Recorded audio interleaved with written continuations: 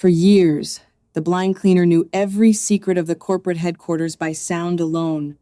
But when the new arrogant manager threw her out, he didn't realize he had just provoked the invisible chairman. To exist in perpetual darkness is to understand the world in a way the sighted never will. While others were distracted by the gleam of luxury vehicles and the towering glass walls of the corporate headquarters, Amaka navigated the world entirely through the echoes of human intentions. The Okafor Dynasty building was a monument to immense ambition, a place where multi-million-dollar deals were forged and broken before the midday sun reached its peak. For the executives who walked its halls, it was a battleground of wealth. The Okafor Dynasty was an empire ruled by a ghost.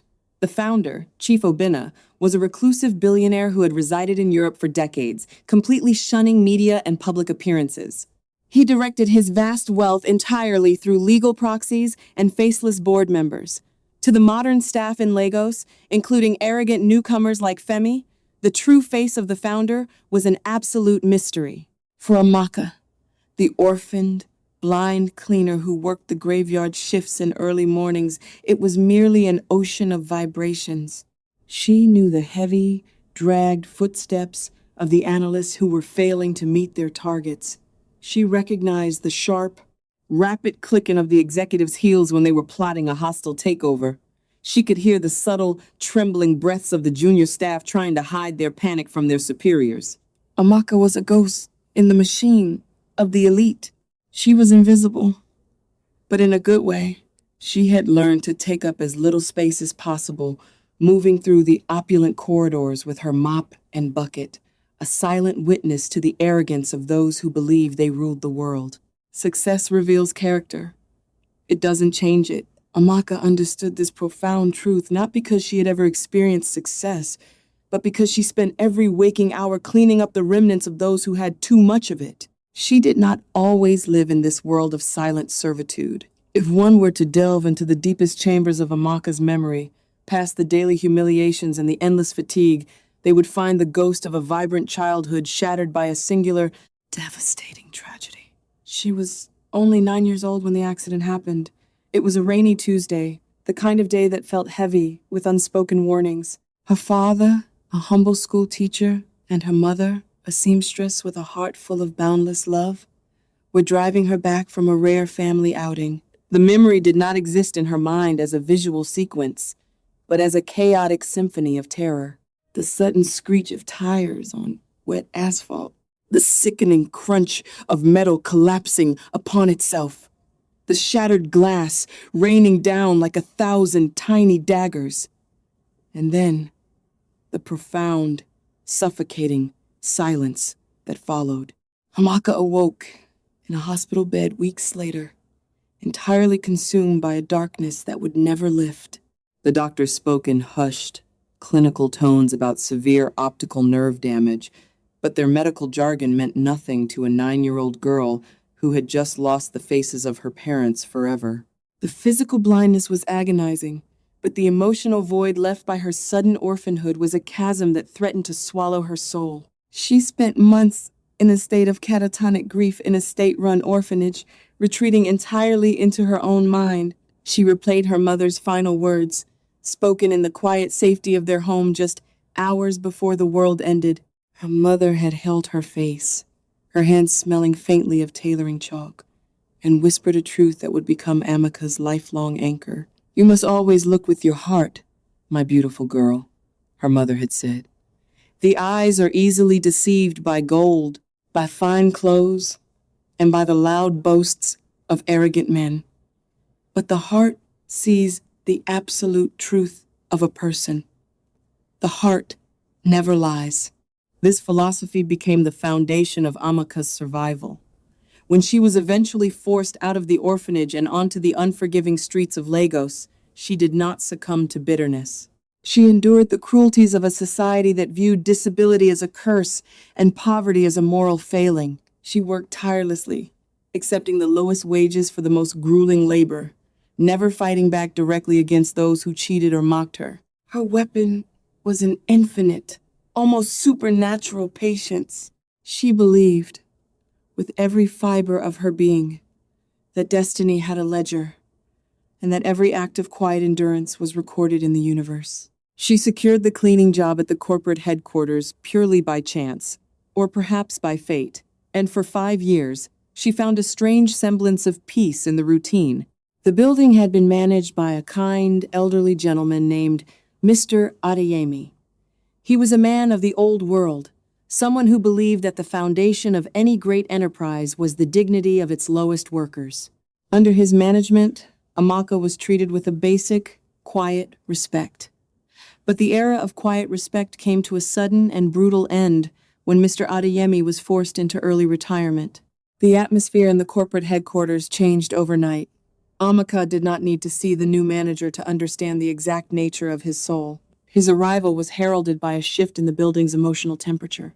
The new facility manager was Femi, a young, ruthless corporate climber who had secured the position not through merit, but through a distant blood relation to one of the minor shareholders.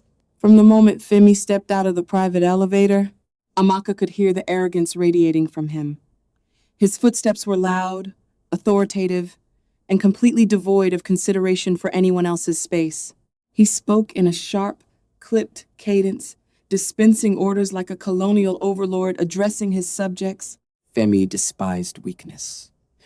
To him, poverty was not a circumstance, but a contagious disease that needed to be sterilized and hidden from the pristine glass and marble environment of the headquarters. He worshipped at the altar of wealth and viewed anyone who did not wear silk suits or carry designer briefcases as subhuman. His philosophy was the exact antithesis of Amaka's. He believed that power gave him the divine right to inflict misery upon those who could not defend themselves. Within his first week, Femi enacted a series of draconian policies designed specifically to humiliate the support staff. He cut their break times in half. He mandated that cleaners could only use the freight elevators and the unlit back stairwells. He instituted a rule that no support staff was allowed to make eye contact or speak to any executive unless spoken to first. For Amaka, these new rules were a heavy burden, but she bore them with her usual silent fortitude. She simply adjusted her schedule, arriving 2 hours earlier to ensure she could navigate the darkened back stairwells without inconveniencing anyone. She retreated further into the shadows, making herself as small and as silent as humanly possible. She spent long hours in the supply closet, sitting in the darkness, engaging in deep internal reflections about the nature of Femi's cruelty. She did not feel hatred for the new manager. Hatred was a luxury she could not afford, an emotion that would only poison her own spirit. Instead, she felt a profound, tragic pity for him. She realized that while she was physically blind, Femi suffered from a far more terminal blindness of the soul. He was a man walking through a beautiful world with his eyes wide open, yet seeing absolutely nothing of value. He measured human worth by bank accounts and job titles, and completely ignorant of the fact that all his power was an illusion, temporary and fragile. One particular afternoon, the tension in the building reached a breaking point. Femi summoned all the maintenance and cleaning staff to the underground parking garage for a mandatory address. The air was thick with anxiety. Amaka stood quietly in the back row, leaning slightly on her mop handle, her sightless eyes facing forward. She listened to the erratic, fearful breathing of her colleagues. Then, Femi's voice echoed through the concrete cavern. He did not greet them. He did not acknowledge their humanity. He simply began to berate them.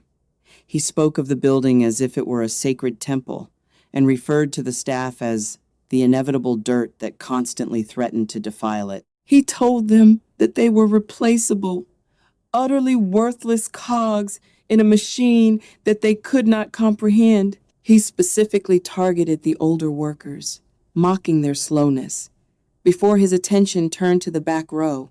Though Amaka could not see him, she felt the sudden, chilling focus of his gaze lock onto her.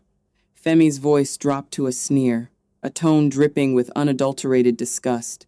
He questioned loudly why a premium corporate headquarters was employing a defective liability. The words hit her like a slap across the face. A lump formed in her throat, thick and suffocating, as the cruel laughter of a few sycophantic supervisors echoed against the concrete walls.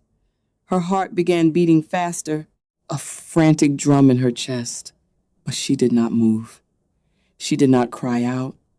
She simply lowered her head, accepting the public humiliation as another heavy stone added to the mountain she had carried her entire life. She squeezed her eyes shut, retreating into the memory of her mother's voice, seeking refuge in the absolute certainty that this cruelty could not last forever. She absorbed the venom of his words, letting it pass through her without breaking her core. Femi dismissed them with a wave of his hand, completely satisfied with his display of absolute dominance. He turned and walked back toward the private elevators, fully believing that he had firmly established his untouchable hierarchy. He believed that he had crushed the spirits of the only people who knew how the building truly operated in the shadows. He believed he was a god in his own small, pathetic kingdom, but fate had other plans. As Amaka slowly turned to walk back to her cleaning cart, her hands trembling as she gripped the plastic handle, she whispered a silent prayer for strength. She did not ask for vengeance. She only asked for the endurance to survive another day. Little did she know, this atmosphere of intense cruelty was merely setting the stage for a reckoning of unimaginable proportions. Neither of them knew that this was only the beginning. Days slowly turned into weeks, and the oppressive atmosphere within the corporate headquarters only deepened, settling over the lower-ranking staff like a suffocating shroud. As the weeks went by, Amaka settled into a rhythm of silent endurance, navigating the hostile environment with the grace of someone who had long ago accepted suffering as a constant companion. She spent her days performing back-breaking labor, her hands calloused and her muscles aching from the sheer physical exertion required to maintain the pristine illusion of the billionaire empire. Yet, it was not the physical exhaustion that weighed most heavily upon her spirit. It was the profound psychological isolation. Under Femi's tyrannical management, the divide between the wealthy executives and the working-class staff widened into an impassable chasm. Amaka spent hours lost in her own mind, engaging in long, complex internal dialogues about the nature of power and the terrifying fragility of the human ego. She pondered how strange it was that men who controlled millions of dollars lived in such constant, paralyzing fear of those who had absolutely nothing. She realized that Femi did not hate the cleaning staff because they were dirty or uneducated.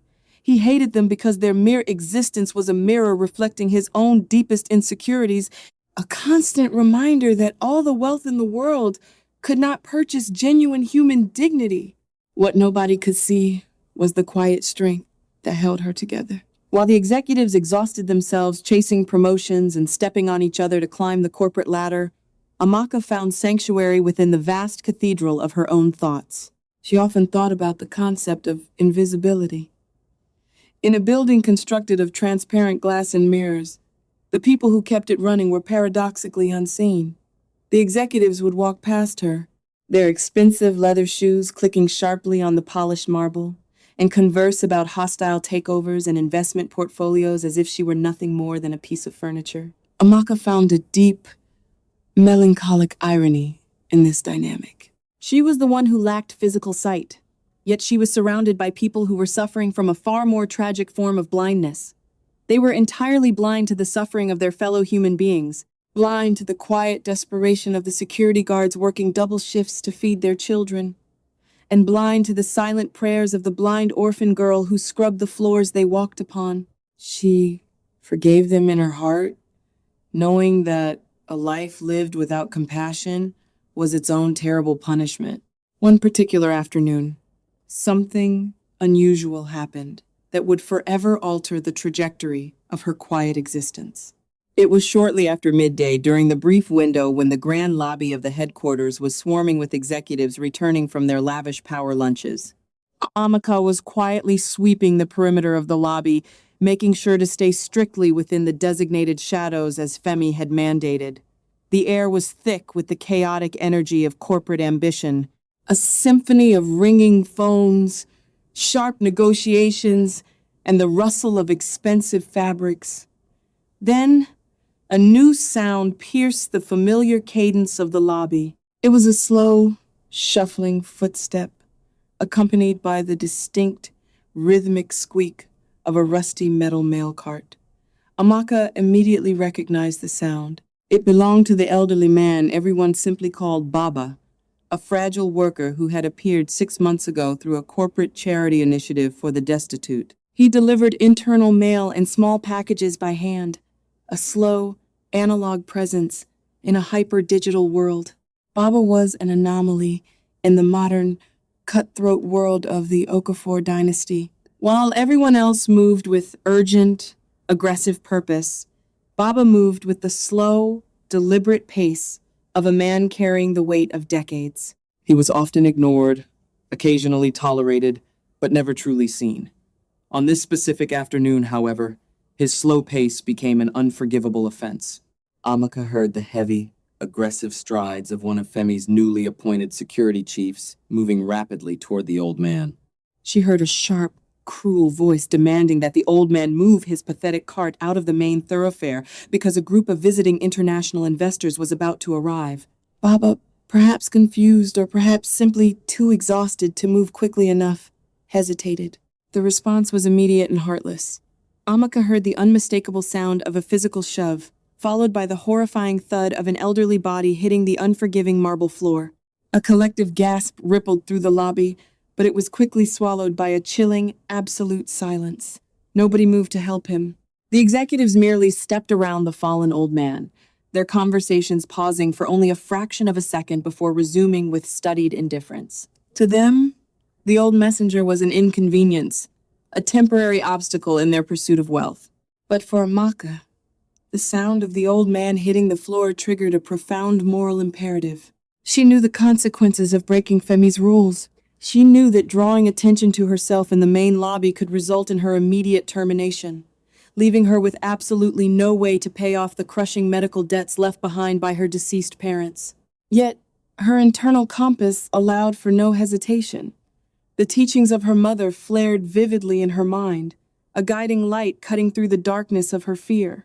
Amaka abandoned her sweeping brush and navigated swiftly toward the source of the commotion, guided purely by the sound of the old man's raspy, pained breathing and the rustle of scattered envelopes on the floor. She dropped to her knees beside him, her hands trembling slightly as she reached out to locate his shoulders. She felt the frail, trembling frame beneath his worn uniform. She did not ask if he was all right. She knew the indignity of the fall hurt far more than the physical impact. She spoke to him in a voice so gentle it felt like a prayer, assuring him that he was safe, that she was there. With a strength born of pure compassion, she helped the old man to his feet, ignoring the irritated sighs of the passing executives who viewed her intervention as a further nuisance. She knelt back down, her fingers quickly and efficiently locating the scattered mail, gathering the envelopes and returning them to the rusty cart. Instead of leaving him to face the hostile lobby alone, Amaka made a decision that would seal her destiny. She gently took Baba by the arm and guided him away from the glaring lights of the main floor, leading him toward the hidden, quiet sanctuary of the basement supply closet where she took her breaks. It was a small, cramped space, but it offered a temporary reprieve from the cruelty of the corporate elite. Once they were safely inside, Amaka guided Baba to sit on an overturned plastic bucket. She could hear the exhaustion in his breathing, a deep, rattling sound that spoke of a lifetime of hard labor. Amaka reached into the pocket of her apron and retrieved her lunch. It was nothing more than a small portion of boiled yams and a single piece of dried fish, carefully wrapped in paper. It was the only meal she would have for the entire day, meant to sustain her through a brutal 14-hour shift. Without a single thought for her own hunger, she unwrapped the food and offered it to the old man. Something about the way he accepted the food, the slight hesitation in his movement, told her that he was unaccustomed to such unconditional generosity within these walls. As Baba slowly ate, a profound silence stretched between them, a quiet communion of two souls discarded by the world above. After a long while, the old man cleared his throat. He looked at her carefully and asked the question that had been forming in his mind since she first knelt beside him on the marble floor. He asked her why a young woman with nothing to her name, a woman who could not even see the world, would risk her only source of income and sacrifice her only meal for a worthless old messenger that everyone else stepped over. The words left his lips so softly, yet they echoed loudly in the cramped space, hanging in the air like a heavy moral test. Amaka did not answer immediately. She sat quietly, her sightless eyes facing the direction of his voice, as a deep wave of reflection washed over her. She thought about the cruelty she endured daily, the endless mocking, the complete erasure of her dignity by men like Femi. She thought about the hunger that would inevitably gnaw at her stomach later that evening, a familiar, hollow pain she had known since childhood.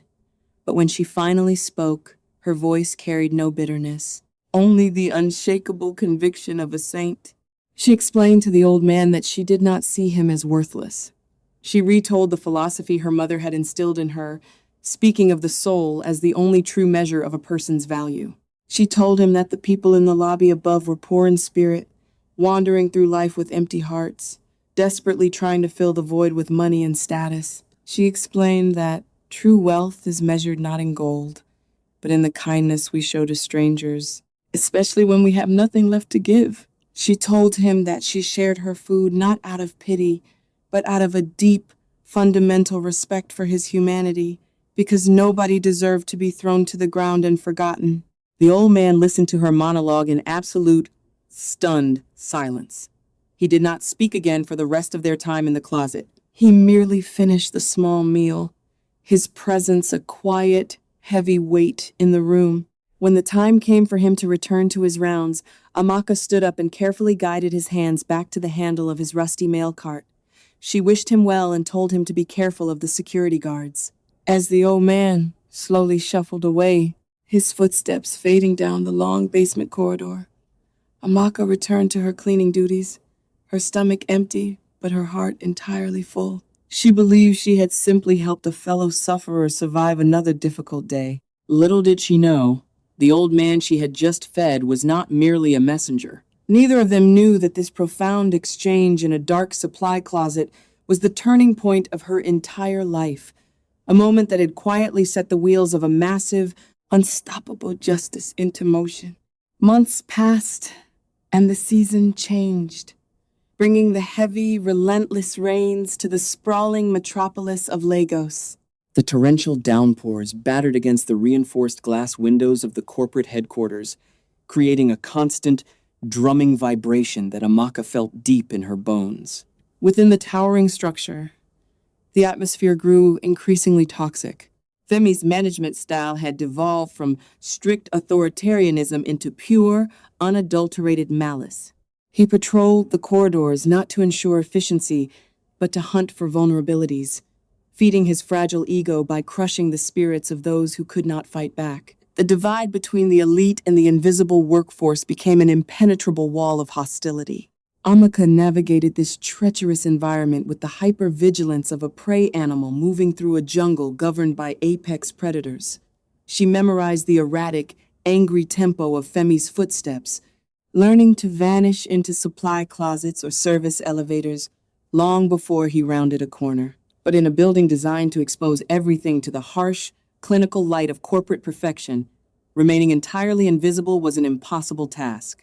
The first major confrontation occurred on the 15th floor, a sanctuary of high-level finance where the carpets were thick enough to swallow the sound of approaching danger.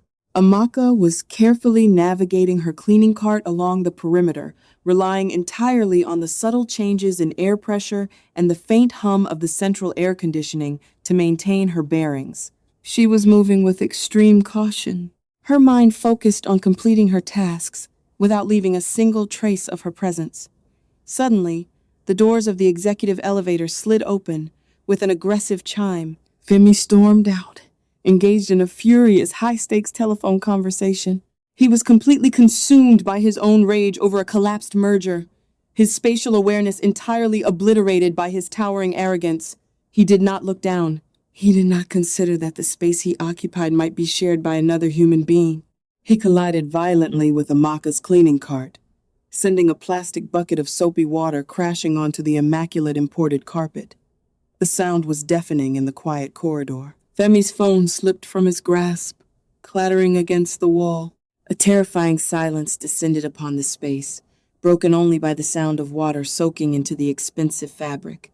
Amaka froze entirely. Her heart began beating faster, a frantic bird trapped in the cage of her ribs. She immediately dropped to her knees, her hands frantically searching the damp carpet, desperately trying to gather the spilled contents and limit the damage. Femi stared at the spreading water, his face contorting into a mask of pure, unfiltered hatred. Something about the way he inhaled sharply signaled the catastrophic explosion that was about to follow. He looked at the blind woman kneeling before him, and he did not see a human being who had made a simple mistake. He saw a target for all his professional frustrations, a scapegoat provided by the universe for him to destroy. He stepped forward, his voice a venomous hiss that echoed down the long hallway, asking how a blind, utterly useless liability was allowed to exist on the executive floor. He demanded to know who had authorized a piece of garbage to operate heavy equipment near the offices of men who actually mattered. He screamed that she was a parasite, a disgusting stain on the reputation of the Okafor Dynasty. The words hit her like a slap across the face. Amaka did not raise her head. She did not attempt to defend herself or point out that he had been entirely at fault for not looking where he was going. She knew that truth was irrelevant in the face of power. She simply knelt there, her hands trembling as she blindly wiped at the wet carpet with a small towel, apologizing repeatedly in a voice so soft it was barely audible over his raging tirade. The words left his lips like poison, designed to strip away every ounce of her dignity. Femi threatened to have her thrown out into the flooded streets, promising to blacklist her so thoroughly that she would not even find work cleaning the gutters of the city slums. He stood over her, breathing heavily, reveling in the absolute terror he believed he had instilled in her. Having successfully projected his own failures onto the weakest person in the room, he snatched his phone from the floor, kicked her cart one final time, and marched toward his office, leaving her trembling in the quiet aftermath of his wrath. What nobody could see was the profound internal battle Amaka fought in the silence that followed. She remained on her knees long after Femi had disappeared, engaging in a deep, agonizing internal monologue. She felt the hot sting of unshed tears pressing behind her sightless eyes. It was in these moments of profound humiliation that the ghosts of her past returned to haunt her. She was suddenly transported back to the cramped, humid living room of her uncle's house, mere months after the car accident that had taken her parents and her sight. She remembered the cold, callous tone of her uncle's voice as he explained to his wife that they could not afford to feed a defective child, that a blind girl was a financial curse they were not obligated to bear. She remembered the sheer terror of being led to the gates of the state orphanage, abandoned by her own blood because she had lost her utility in a world obsessed with material gain. Amaka realized that Femi and her uncle were cut from the exact same cloth. They were men so terrified of their own insignificance, so consumed by the pursuit of wealth, that they had surgically removed their own empathy. She understood that Femi's screaming was not truly directed at her. It was the desperate noise of a soul trying to distract itself from its own profound emptiness. This philosophical realization did not make the humiliation hurt any less, but it provided a shield for her core identity. She refused to internalize his hatred. She told herself that she was taking up space in a world that desperately wanted to erase her, and that simple act of survival was a victory in itself. Unknown to Femi, and unknown even to Amaka in that chaotic moment, they were not entirely alone in the corridor. Standing perfectly still in the shadows of the service alcove was Baba. The old mail messenger had paused his squeaky cart just before stepping into the hallway. He had watched the entire interaction unfold. He had seen Femi's blind rage, the unprovoked cruelty, and the terrifying abuse of power. More importantly, he had watched Amaka's reaction. He saw how she absorbed the venom without reflecting it back, how she maintained her composure in the face of absolute degradation. Baba did not intervene. He remained a silent witness, his expression unreadable, calculating the depths of the moral rot within his own headquarters. He watched her slowly stand up, right her cart, and continue her work with quiet dignity. Little did she know, her silent endurance had just passed the first of many crucial tests. The conflict loop did not end there. It merely morphed and relocated, escalating in severity as the weeks dragged on. Femi's disdain for the lower staff became a grotesque obsession, a game he played to relieve the immense pressure of his corporate failures. The universe, it seemed, was determined to force Amaka and Femi into a continuous, brutal collision course. The second major confrontation occurred during a particularly brutal cold snap that accompanied the endless rains. The basement of the corporate headquarters, where the support staff took their meager breaks, was poorly insulated and damp. The concrete walls radiated a chilling cold that settled deep into the joints of the older workers. On one especially bitter afternoon, Amaka was sitting in the corner of the break room, her hands wrapped around a cup of hot water, seeking any small comfort the hostile building could offer.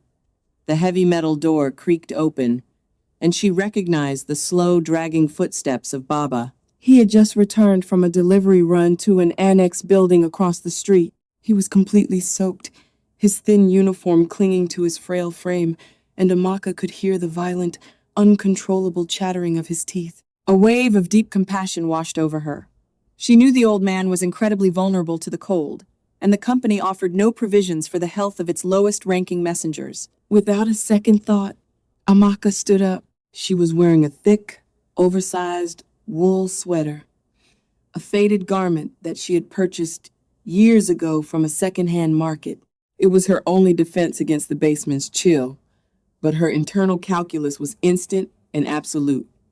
She navigated across the room, guided by the sound of his shivering. She gently reached out, finding his trembling shoulders, and began to remove her sweater. She told him, in a voice filled with unwavering warmth, that he needed it more than she did, that a young woman could endure the cold far better than a man of his years. Baba tried to protest, his raspy voice weak and fractured by the cold, but Amaka insisted, draping the heavy wool over him and helping him guide his arms through the sleeves. For a brief, fleeting moment, there was a profound sense of warmth in the freezing room, a pure manifestation of human solidarity. But the storm was already among them. The heavy metal door swung open with a violent crash that made Amaka flinch. Femi stood in the doorway, conducting one of his unannounced, terrifying inspections of the staff quarters. His eyes immediately locked onto the scene before him, the blind cleaner standing in her thin undershirt, having just clothed the pathetic old messenger in her oversized sweater. To Femi, this display of mutual care among the lowest ranks was not touching. It was a disgusting subversion of the hierarchy he demanded. He viewed their solidarity as an insult to his authority, a sign that the animals were fraternizing instead of working. Something about the profound gentleness of Amaka's gesture had pierced his fragile ego deeply. He marched across the concrete floor and asked, his voice a low, dangerous rumble, what exactly was taking place in his building. He did not wait for an answer. With a swift, violent motion, Femi reached out and snatched the sweater right off Baba's shoulders. The sudden force caused the old man to stumble backward against the wall. Femi held the faded garment up as if it were a biohazard. He declared that the corporate headquarters was a place of high-level commerce, not a homeless shelter for diseased vagrants to exchange their filthy rags. With a look of absolute disgust, he dropped the sweater directly into a puddle of muddy, oily water that had gathered near the entrance from the staff's boots. But dropping it was not enough. To complete the humiliation, Femi stepped forward and ground his expensive Italian leather shoe firmly into the fabric, twisting his heel until the wool was completely ruined, soaked in filth and grease. He leaned in close to Amaka, ensuring she could feel the heat of his anger. He told her that she and the old man were nothing but parasites, feeding off the resources of the Okafor Dynasty, taking up space that belonged to better people. He warned her that if he ever caught them loitering and exchanging trash on company time again, he would have them both arrested for vagrancy. The words dropped like a stone, heavy and suffocating in the cold room. Amaka slowly dropped to her knees on the freezing concrete. She did not cry. She did not scream at the immense injustice of the act. She simply reached out, her fingers blindly tracing the wet floor until she found the ruined, muddy mass of her only warm clothing. She picked it up, the freezing water seeping instantly into her skin. She bowed her head toward the direction of Femi's voice and apologized. She apologized not because she had committed any wrong, but because she recognized that defying him would only bring his wrath down upon Baba, who was too frail to survive a dismissal. She sacrificed her own pride to act as a human shield for the old man. Femi sneered at her submission, entirely satisfied that he had broken her spirit once again. He turned and left the basement, the heavy door slamming shut behind him with a resonant boom. The words left her lips so softly, yet they echoed loudly in her mind. She remained on her knees, gripping the ruined sweater, shivering violently in the cold. She retreated into her internal sanctuary, clinging desperately to the moral anchors her mother had provided. She told herself that a man who destroys a gift given in love is a man who is starving to death on the inside. She refused to let his darkness extinguish her light. Throughout this entire horrific ordeal, Baba had not said a single word. He stood against the wall, watching Femi destroy the sweater, watching Amaka drop to her knees in the mud. The trembling in his body had stopped. The confusion and exhaustion that normally clouded his demeanor had completely vanished. He looked at Amaka, who was shivering on the floor, and a profound, terrifying clarity settled into his eyes. He was no longer just observing. He was gathering the final pieces of evidence required for a judgment that would shake the very foundations of the building. Sometimes the greatest tests come disguised as the smallest moments, and Femi had just failed his most spectacularly. The tension in the building continued to mount, coiling tighter and tighter like a mechanical spring about to snap. The annual Global Shareholder Summit of the Okafor Dynasty was announced. It was the most critical event of the year, a day when billionaire investors from across 3 continents descended upon the Lagos headquarters to review the empire's performance. For Femi, this was his ultimate proving ground.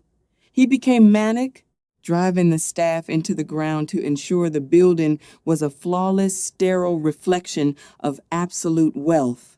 He issued a final, devastating directive.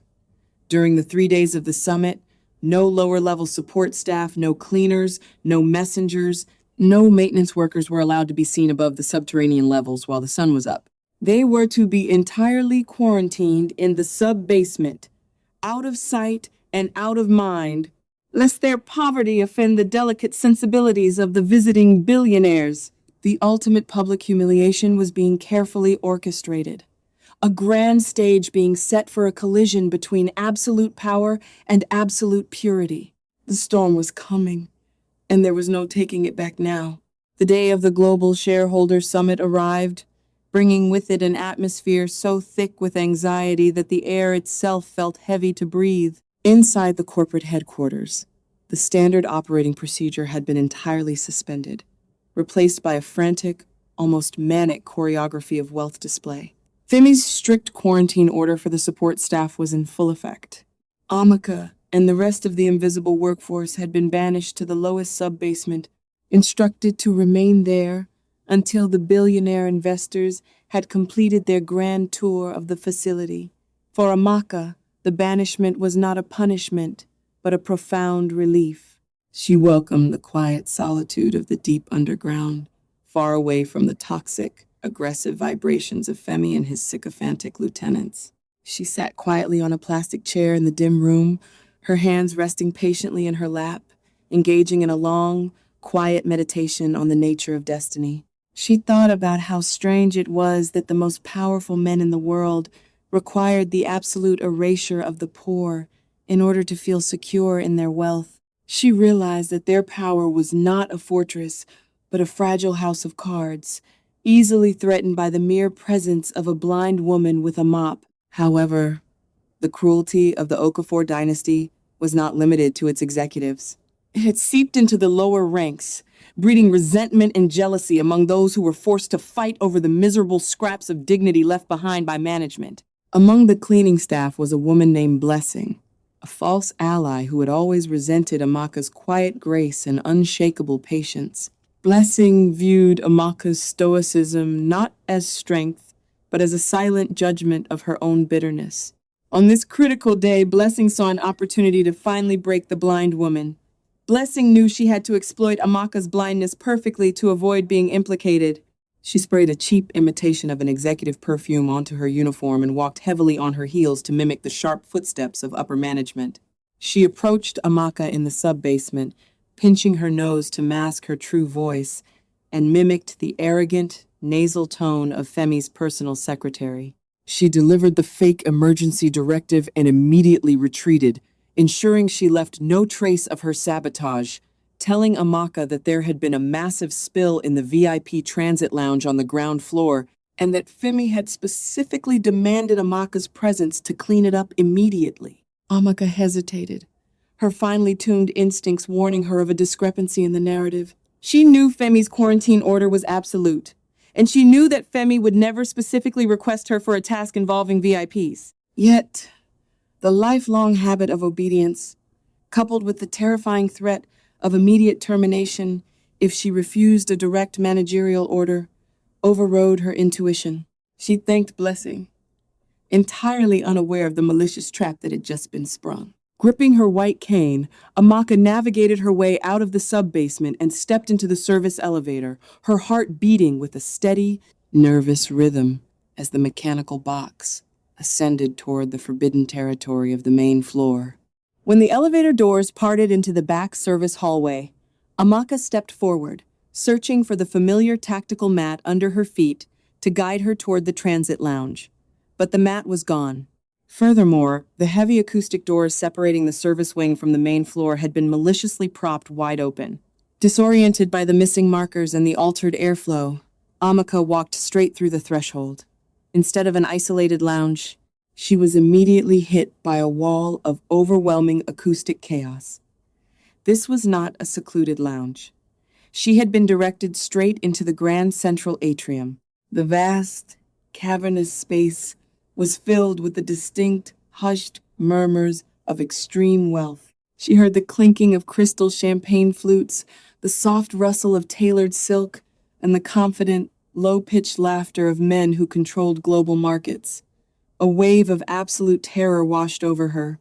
She realized instantly that she had been deceived, that she was standing in the exact epicenter of the summit, fully exposed in her faded blue cleaning uniform. She froze, her knuckles turning white as she gripped her cane, desperately trying to map the room through sound to find the quickest route back to the shadows. But it was too late. From across the atrium, the conversation abruptly died. The silence that swept through the room was not peaceful. It was the sharp, violent silence of an elite ecosystem that had just detected a foreign contaminant. Amaka felt the collective weight of 100 powerful gazes suddenly locking onto her. And then, cutting through the silence like a jagged blade, came the sound of Femi's footsteps. They were not rapid or frantic. They were slow, deliberate, and echoing with an apocalyptic fury.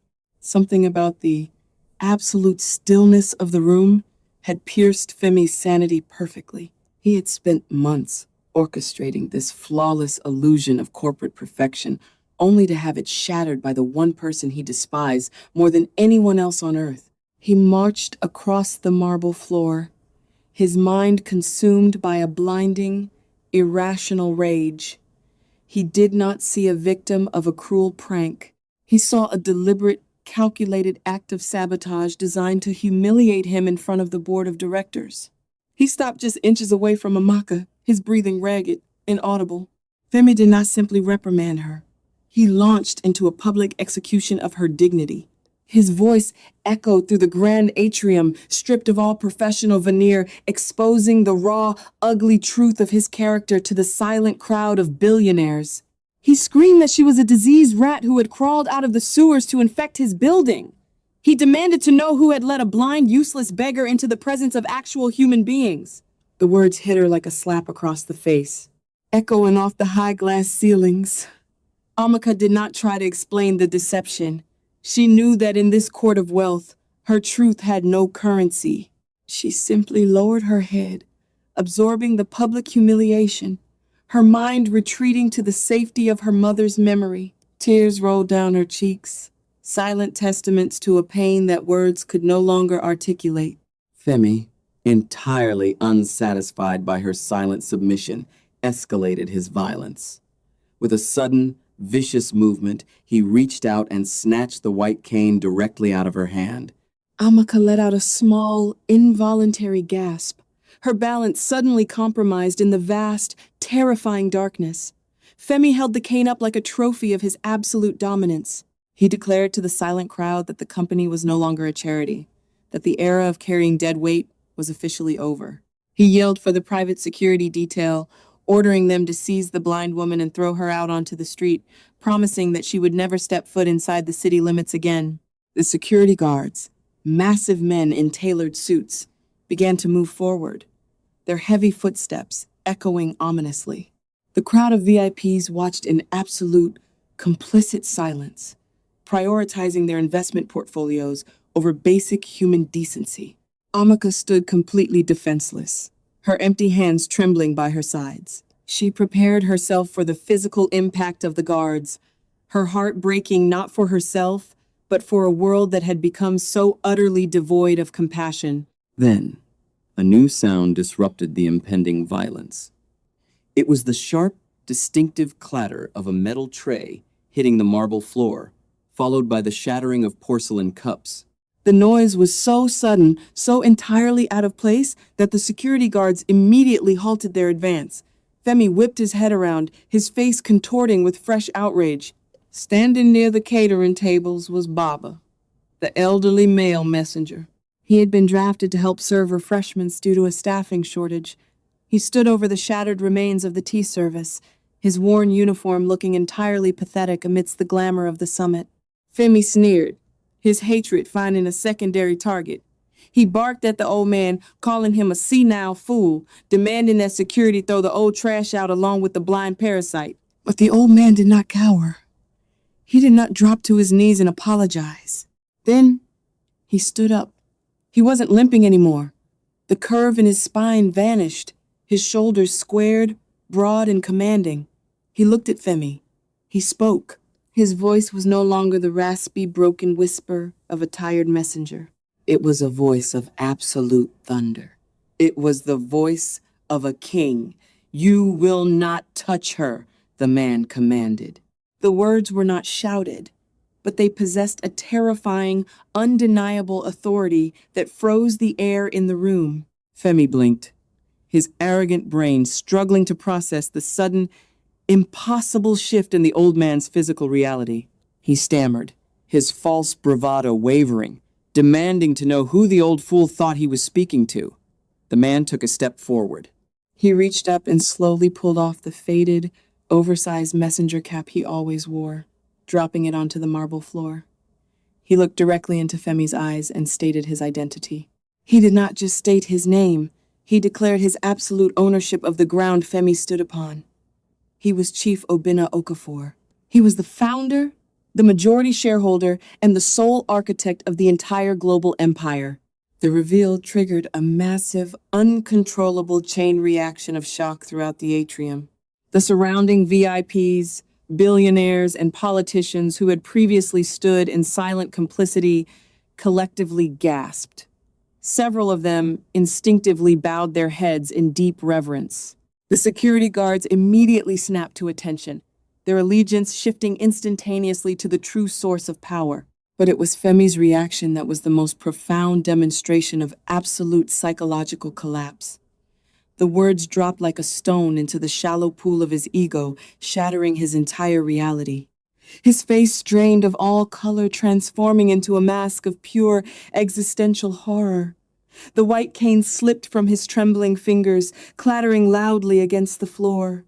His knees buckled, no longer able to support the weight of his own arrogance. He collapsed onto the marble, his silk suit suddenly looking like a clown's costume.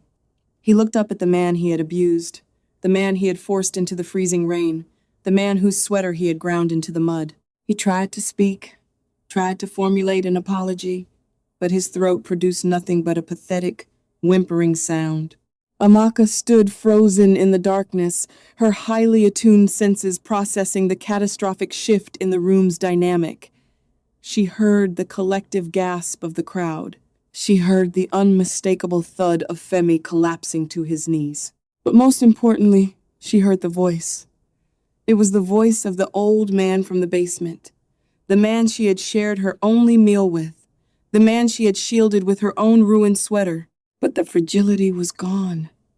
The voice was now a fortress of power. Her mind raced, desperately trying to align the pathetic messenger she knew with the terrifying authority now commanding the room. Chief Obinna did not look at the kneeling manager. His gaze swept over the silent crowd of executives and investors. He delivered a judgment that would echo through the corporate world for decades. He spoke of his decision to walk among his own employees disguised as the lowest, most vulnerable member of the hierarchy. He explained that a company's true value is not found in its stock price, but in how it treats its most defenseless people when it believes nobody is watching. He pointed down at Femi, his voice dripping with absolute disgust. He meticulously dismantled Femi's entire existence. He stripped him of his title, revoked his stock options, and blacklisted his name across every financial institution on the continent. He ordered the security guards to strip Femi of his corporate identification and physically throw him out the back service doors, specifically instructing them to let him walk home in the rain.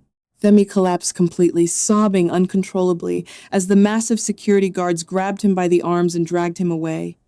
His cries for mercy went entirely unanswered, a pathetic echo fading into the distance. With the villain removed, the oppressive atmosphere in the room shattered, replaced by a profound, reverent silence. Chief Obinna turned his back on the wealthy elite and walked slowly toward Amaka. He stopped before her and gently bent down, retrieving her white cane from the floor. He placed it carefully back into her trembling hands. For the first time in her life, someone had seen her, truly seen her. He spoke to her now, his voice returning to the gentle, warm tone he had used in the dark supply closet, though it still carried the immense weight of his true identity. He told her that, for 6 months, he had watched the darkness consume his company. He had watched men of immense privilege behave like monsters. But in the very lowest depths of his building, he had found a light so bright it defied logic. He thanked her for the meal she had shared when she was starving.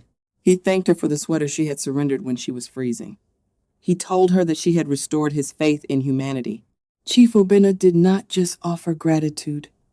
He offered absolute restoration.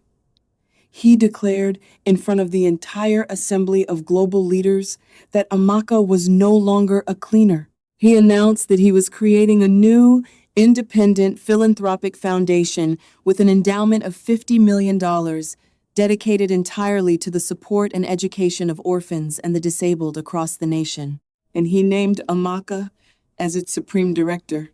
Furthermore, he promised to fly her to the most advanced medical facility in the world to attempt the restoration of her optical nerves, swearing that he would spend every penny of his vast fortune to bring the light back to the woman who had brought light back to his soul. Amaka stood overwhelmed, the white cane trembling in her hands as tears of pure, unadulterated shock and gratitude streamed down her face. She realized that the universe had indeed kept a ledger. Every insult she had endured, every moment of quiet suffering, every act of selfless love she had offered in the dark had been meticulously recorded and was now being repaid 1,000 times over.